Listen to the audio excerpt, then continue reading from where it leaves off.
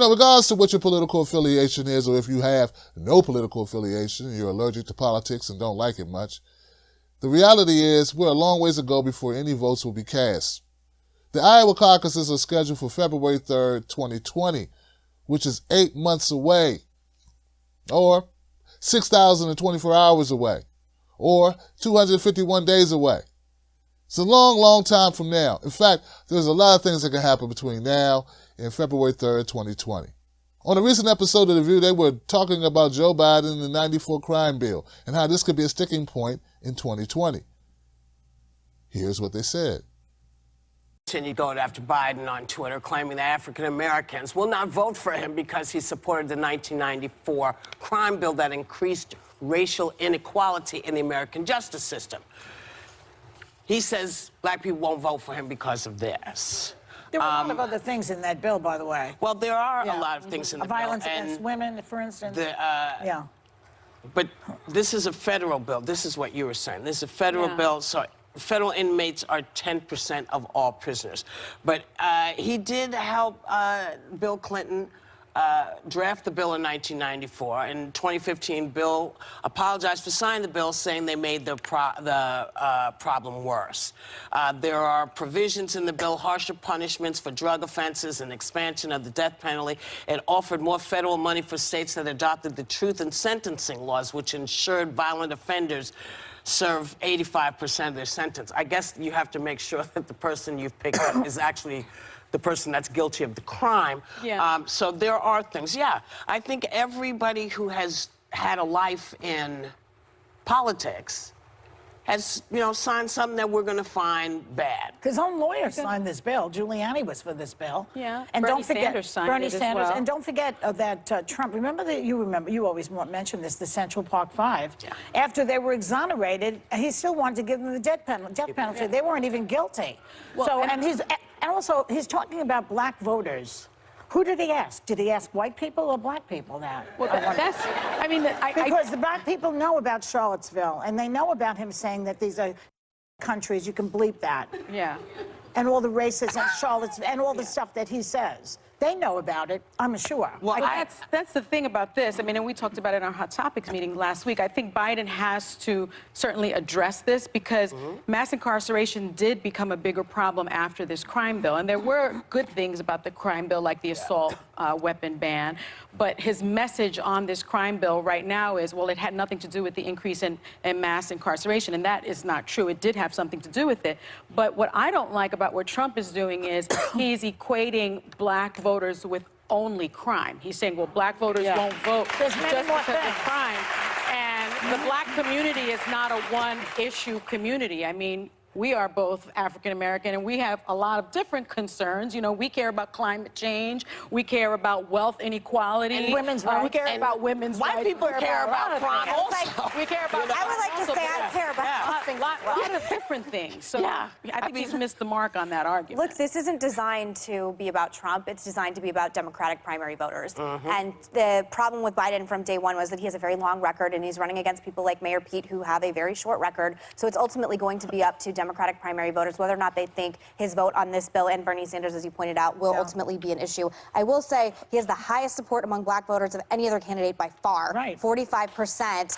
Second place is Sanders with 15%. So it would be a huge leap for him to be starting to, bleed voters at this point because of this specific bill. I do believe Americans in general know who Joe Biden is. I think so. I don't think this is going to work, but it will be interesting to see if, Elizabeth Warren's going to be here Wednesday, if she brings this up, because I do think this is intended to make the Democratic voters. This business about being on Obama's watch, black Americans as well as white Americans, those were good 8 years. And he inherited a damn good economy. And he's dissing that? Yeah. How stupid do you have to be to believe that? Sonny did a good job here of kind of explaining that Joe Biden's going to have to speak to this. God, Joy, why are you sweeping things under the rug for Joe Biden? Don't make excuses for him. Look, the rest of America's not going to make excuses for him. And I can prove that with a clip I'm going to show you. But before I go to the clip that shows that people are kind of questioning Joe Biden's background, even though it doesn't seem to show up in the polls and doesn't come out of the lips of Chuck Todd. He never talks about it. I got to admit, Meghan McCain made a little bit of sense in this clip.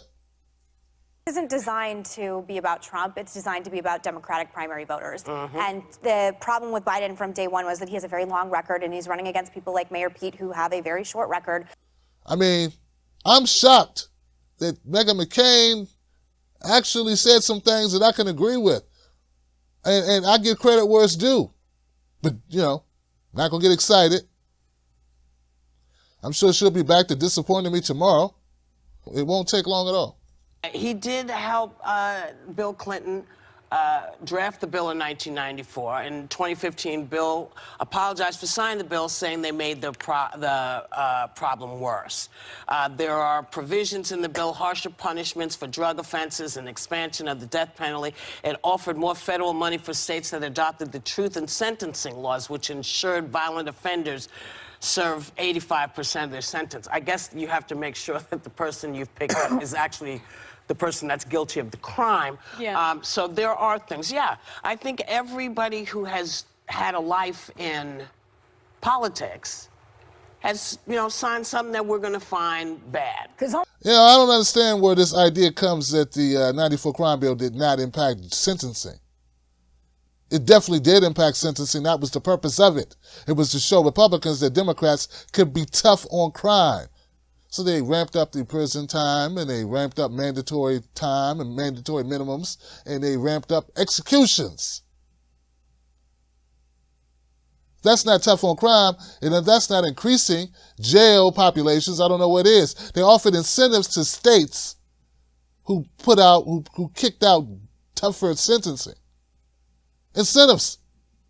And said they would withhold money from states who didn't. I don't like the running interference for Joe Biden that you're doing here. So even though this was a federal law, the federal law impacted the states. Now look, it's okay to say, hey, you know, look at what we have and we let the people make a decision, but don't sugarcoat it and don't explain it away. Yeah, Trump is trying to make a political point. You don't think if Joe Biden were to get the nominations, wouldn't be a political point that's brought up on that debate stage? And do you think that Joe Biden would admit that he was wrong? I mean, pretty much everyone else who voted for this thing admits that they were wrong in voting for it. But the guy who wrote it won't admit he was wrong to write it. Another thing about how perspectives change over time. Bobby Rush, member of Congress, said the other day, "I'm ashamed that I voted for the 94 crime bill." You ashamed of that bill? Not at all. And in fact, I drafted the bill, as you remember. I know that. And that makes him a dumbass. Or at least somebody who a lot of people weren't going to trust. We talked about it in our Hot Topics meeting last week. I think Biden has to certainly address this because mass incarceration did become a bigger problem after this crime bill. And there were good things about the crime bill, like the assault weapon ban. But his message on this crime bill right now is, well, it had nothing to do with the increase in mass incarceration. And that is not true. It did have something to do with it. But what I don't like about what Trump is doing is he's equating black voters with only crime. He's saying, well, black voters won't vote just because of crime. And the black community is not a one-issue community. I mean, we are both African-American, and we have a lot of different concerns. You know, we care about climate change. We care about wealth inequality. And women's rights. We care about women's rights. White people care about crime also. We care about I would like to say I care about a lot of different things. So, Hey, is it just me, or does it seem like they're all defending Joe Biden for some reason? Hey, Joe Biden and Trump, like Trump is not in the Democratic primary. He's just fanning the flames. And these are questions that are going to be asked of Joe Biden at some point. They're being asked now. In fact, I have a clip, and it's a rare clip, guys. It's a clip from MSNBC where black voters are commenting about Joe Biden, and it's not such a flattering clip. It's from their mouths talking about Joe Biden in not positive ways. So unbeknownst to Whoopi Goldberg, there are some black people paying attention, and they don't like Joe Biden's politics much. It's only going to get worse.